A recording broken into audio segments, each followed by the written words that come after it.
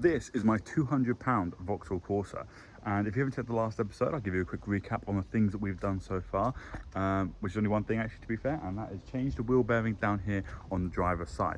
Now today there's been something that's been getting at me a little while, and there's a few bits of loving that this car needs, but I thought, well, I've got some time today on my time off, I'm going to try and attack it. Now you probably see that box just there for you, and that box is going to be the secret to how we're going to tackle this issue. So let me go on to show you.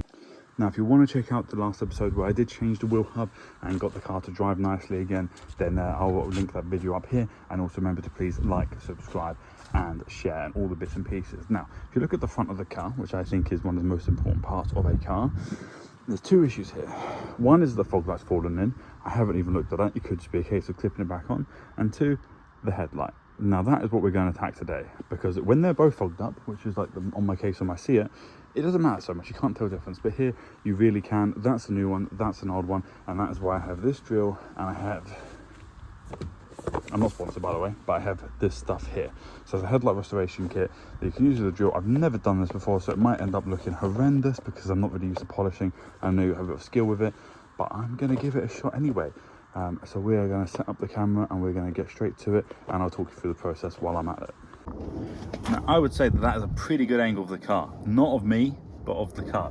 You get a good view of it, and as you can see, it's a bit yellow and it's a bit gross. I've already given it a bit of a wipe over, which is why you can see sort of the mark up there. Well, I've dusted it already and got it clean to prep it. Now, obviously, I'm not going to tape up the bodywork because a lot of the paint needs some love anyway, so I'm going to look at that at later stages once I get the car working. But for now, I think we should get to it. And just as a little piece to show you what's in here, we've got all of these sanding discs, we've got a smooth sort of foam disc as well, and then also we've got a dual attachment for it, and then also we've got like a buffing out disc, and also the headlight restoration compound, and also a lovely auto glim microfiber, which I've got a million of anyway, so I'm not here for those, but I thought I'd give you a little show in there.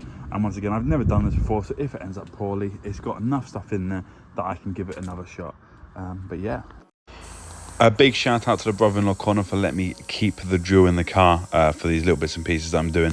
As I said, I've never done anything like this before, so you can probably see me struggling a little bit, but just so you guys know what's going on here, I'm using what I believe is an 800 pad, as I've never used them before, so I'm not too sure. And then I moved up to a 1500 pad once those ones were all used, and I think this is to sort of get out the majority of defects in the plastic and the glass. And it actually seemed to work pretty well, to be fair. It goes quite easy.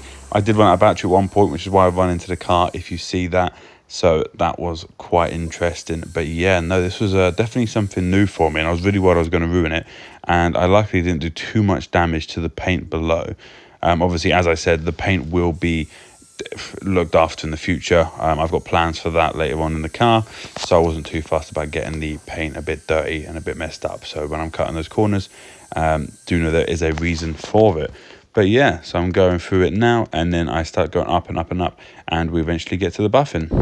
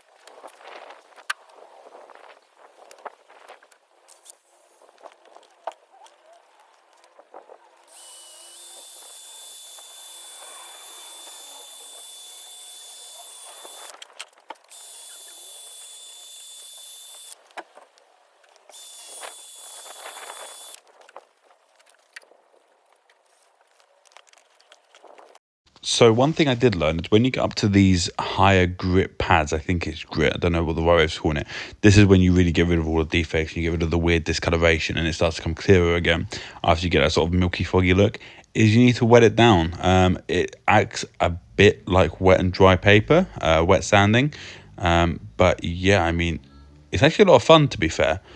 But this was the first time I've ever used a kit like this, so it was a bit scary because I didn't want to ruin the light. But I thought this light was already pretty bad, so it couldn't have got much worse. And I do keep stopping there just to check the instructions to make sure that I'm using all of it as it should be used. But yeah. And now onto the best part. That right there is the pad, like the actual polishing pad, which is what finishes it off and makes it nice and lovely. I've seen people do it like this in the films.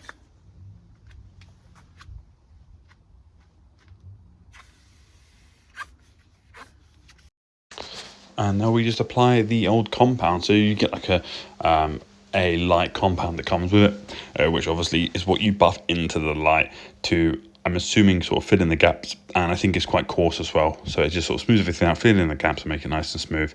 And this is what really defogs it. You keep seeing me check over just because I was making sure I was doing it right, because I have no idea how to polish, and now I'm just standing there awkwardly. But yeah, so I'm just I just get on with this now, and hope for the best that it comes out nicely.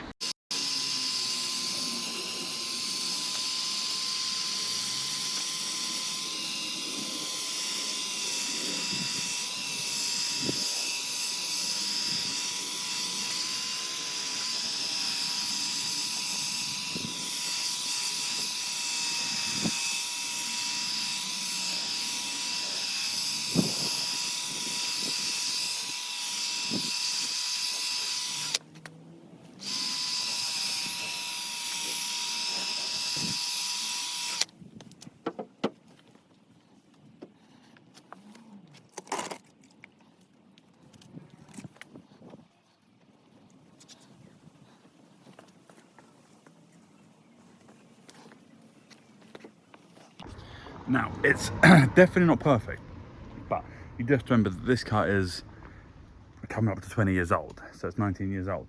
However, from beginning, my hand is cramping. I've been using that drill for ages. From the beginning to where it is now, massive improvement. Let me show you.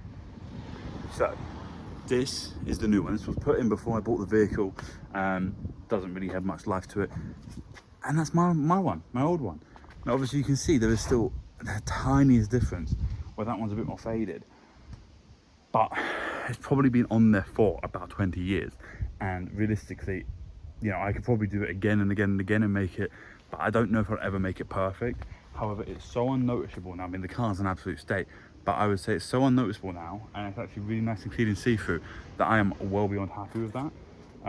That stuff's really good, by the way. So if you're looking for anything to do that, I would get that water glim one. It's a bit more on the pricey side, but as you've seen from this video, it really does do the job.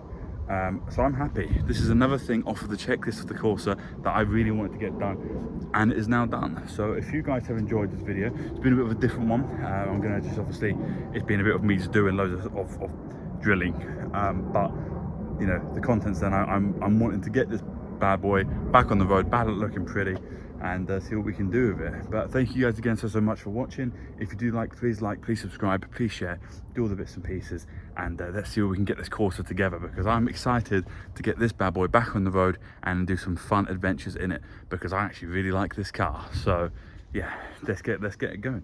And next thing I'm going to tackle is that front fog light thing. I want to see if it works first and everything, but that is a time for another video.